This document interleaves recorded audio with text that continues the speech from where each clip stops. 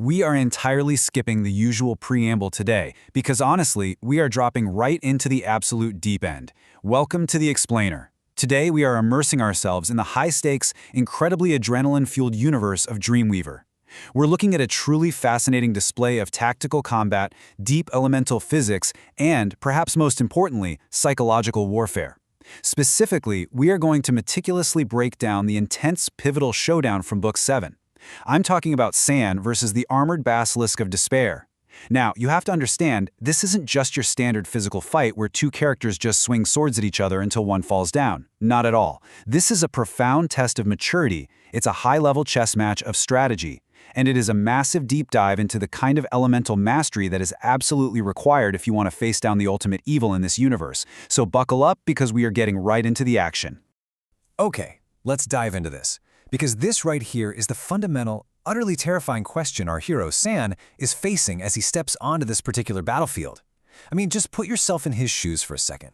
Imagine walking into a highly hostile zone and suddenly realizing your opponent isn't just heavily armored, which would be bad enough, but it actually carries the immortal status of a literal unstoppable tank.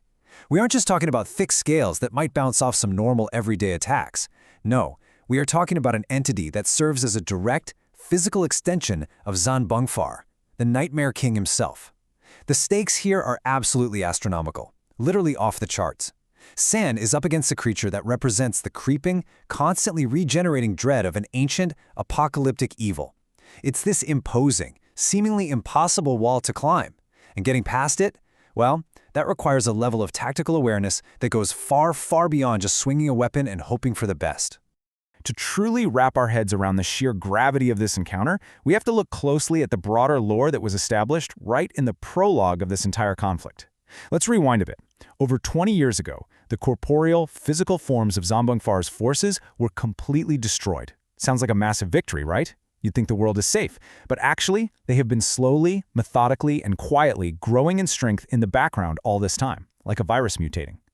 As their power increases, they regain the terrifying ability to generate entirely new physical forms and, worst of all, infiltrate the world of reality once again.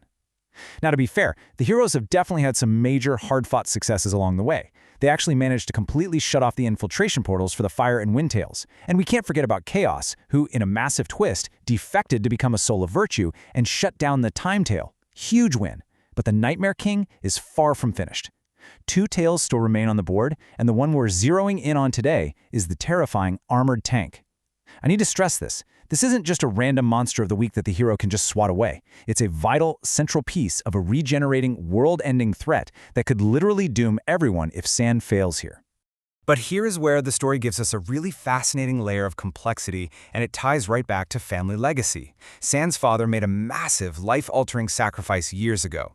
He boldly stepped up and neutralized the vast majority of Zanbongfar's negative energy, but doing so had a phenomenally heavy cost. It permanently linked him to the Nightmare King. I mean, at first glance, that just sounds like a terrible, heavy curse to bear, right? Being tied to the ultimate evil. However, Sans Grams points out something incredibly astute here. This is actually a profound blessing in disguise. It's brilliant when you think about it. Because Sans' dad is linked directly to this dark energy, he essentially acts as a living, breathing, early warning radar. It's such a great reminder of how tactical advantages in war often come with a really heavy, double-edged cost. Without this incredibly dangerous connection, the heroes would be completely flying blind. They'd be totally in the dark regarding the enemy's returning strength and their specific infiltration tactics. It's this very sacrifice, this painful link, that actually allows them to track the armored tank in the first place and truly understand the immense scale of the battle they are walking into. And all of this background intelligence, all this sacrifice, leads Grams to a very ominous, yet deeply hopeful conclusion. He states, and I quote, "San is slowly growing in maturity. It's only a matter of time until he begins to perceive Benedict's arc." Now you guys know this isn't just a throwaway line of dialogue to fill space. It perfectly, chillingly sets the stage for the battle that's about to unfold. This fight with the Basilisk, it's a crucible. It's an absolutely required stepping stone in his evolution. San has to prove his maturity here. He has to outsmart this specific tale of the Nightmare King before he can even hope to unlock his ultimate destiny and perceive the much, much higher stakes of Benedict's arc. Section 1. Crossing the Molten Wall. So, the scene is set as San and his team of Dream Knights finish their training and approach this vast, intimidating wall of molten rock. A sinister, disembodied voice suddenly rings out. The enemy is already waiting. So the crucial point is how San reacts to the sudden ambush. In a lot of stories, the hero would just charge in blindly with his entire squad, right? Just a rookie mistake, relying on the power of teamwork. But San doesn't do that. He instantly recognizes that this voice belongs to no ordinary nightmare. This is an elite entity. And it's one that has a very specific, highly dangerous interest in San and his family lineage. Furthermore, San processes the battlefield variables in a split second and realizes a critical tactical vulnerability. The enemy's gaze alone could jinx his vulnerable allies. Concordia, Kirin, Mitsugi. They are all at risk just by being in the line of sight. So what does he do? He makes the incredibly mature, difficult decision as a leader to isolate himself. He commands his team to stay safely behind, firmly planted in his dad's protective energy zone. But, and this is the genius part, he doesn't leave them out of the fight entirely. He uses their family's Pyra Stellis Luminaris and Arlene's Christopher artifact to link their minds together. Think of it like a futuristic magical body cam. He's essentially giving his team a live tactical feed right through his own eyes. This allows them to monitor the situation perfectly, analyze the data, and provide support without actually being in the direct, lethal line of fire. It is just a brilliant, brilliant display of battlefield command. And then the power-up sequence hits, and it is spectacular. Knowing full well that he is walking into the Weaver of Calamity's zone completely alone, San knows he cannot afford to hold anything back, not even for a second. He unlocks the first 2 levels of his cape's abilities. He roars out, "Seal of Endrigan unlock! Seal of Calmnid unlock!" And what follows is a stunning visual display of this universe's incredibly deep, almost RPG-like elemental system. His cape literally transforms into a torrential stream of raging fire, while his physical armor shifts, manifesting as a swirling barrier of defensive water. He is fully primed. Elemental forces are literally roaring around his body as he boldly steps through the molten wall to face his greatest adversary yet, totally alone. Section 2. The Tale of the Tape. The very moment San crosses over into the hostile zone, a massive, utterly terrifying serpent erupts straight from the ground. It's the Armored Basilisk of Despair. Now what's really interesting about this slide is what happens when San activates his Liber system to scan the beast. We get to see exactly how perfectly, almost poetically, these two combatants counter each other. Look at the stats. The Basilisk boasts an immortal status and heavily armored scales. That makes it an absolute, uncompromising tank of a monster. However, it does have natural weaknesses in the elemental food chain. Specifically, it's weak to felines and birds of prey. Now let's analyze San's stats right next to it. He belongs to the Dream Knight House of Lions. What does that mean? It gives him a massive physical damage multiplier against this exact type of beast. It's practically tailor-made. On top of that, his affiliation with the Suzaku Peristilium and the fact that he previously ingested Phoenix Tears means he is completely, 100% immune to the Basilisk's primary offensive weapons, its petrifying stare and its deadly venom. Just look at this matchup. They are fundamentally perfectly matched. It is the absolute classic textbook scenario of an unstoppable force meeting a truly immovable object. Section 3. Wisdom in Foolishness. So, because they are so incredibly evenly matched physically, San's strikes are barely making a dent in that heavy armor, and the Basilisk's venom and stare are completely useless and bouncing right off San, the dynamic of the fight has to evolve. It quickly shifts into a highly tense, high-stakes psychological trap. Let's move to and see how this builds, because this is where the Weaver of Calamity's forces show their true colors. They literally weave traps in conversation. Step 1. The beast tries to get straight into San's head. It taunts him, accusing him of venturing out alone for one of 2 very specific reasons. It says, either you are arrogantly overconfident in your own abilities, or you are acutely, embarrassingly aware of your team's glaring weaknesses in the elemental food chain. It basically calls him out, saying he's either very foolish or very shrewd. Then comes step 2, which is the real bait.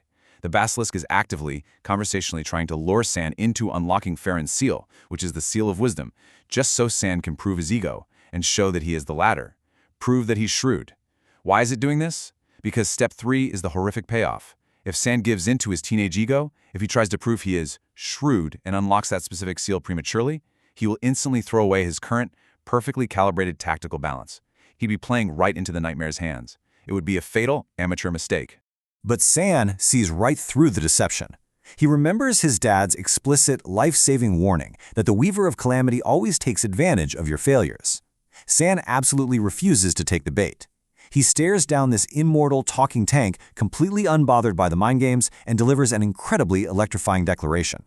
He says, "I'm a Dreamweaver, and everything I need to beat you, I already have. I'll down you by relying on the strength I currently possess. Boom. He entirely rejects the binary, manipulative choice of being foolish or shrewd on the enemy's terms. He refuses to play their game. It is a massive, defining statement of self-reliance, intense mental fortitude, and immense, undeniable maturity. Section 4. The Final Elemental Strike. Furious that its psychological trap failed so miserably, the Basilisk just loses it and lunges forward for the absolute kill. But Saul is so ready for this brutal physical execution. Step 1, as the massive monster lunges with everything it has, Salah crouches low.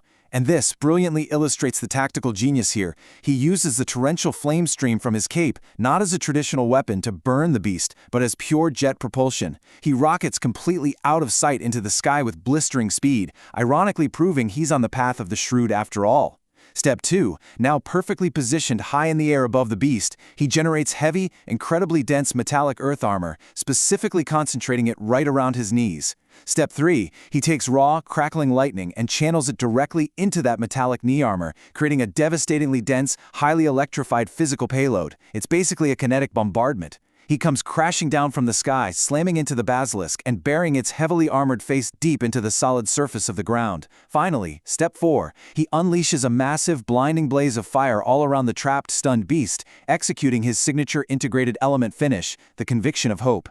We have fire for propulsion, earth for mass and density, and lightning for piercing energy, all woven together flawlessly to break the unbreakable tank.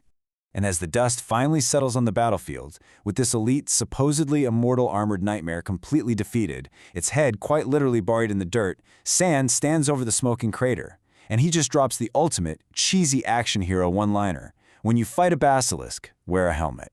It is just perfect. All that heavy, world-ending narrative tension we've been building up immediately evaporates. And through their psychic link, we get to see Concordia and the rest of the team sitting safely behind the molten wall just burst into uncontrollable laughter. The kid pulled it off, and he did it with absolute style. So what does this all mean for us? It's a tremendous, deeply multi-layered victory. San proved his maturity as a leader by protecting his team.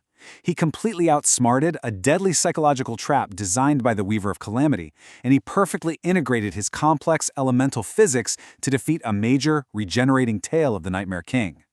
But, as Gramps warned us at the very beginning of this whole ordeal, this is really just a stepping stone.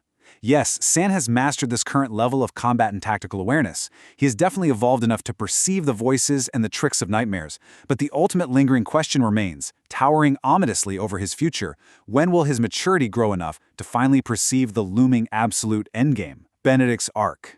That is a massive mystery still waiting to be unraveled, and I cannot wait to explore it with you all. Thanks for joining me on this explainer. Keep learning, keep analyzing, and I'll catch you on the next one.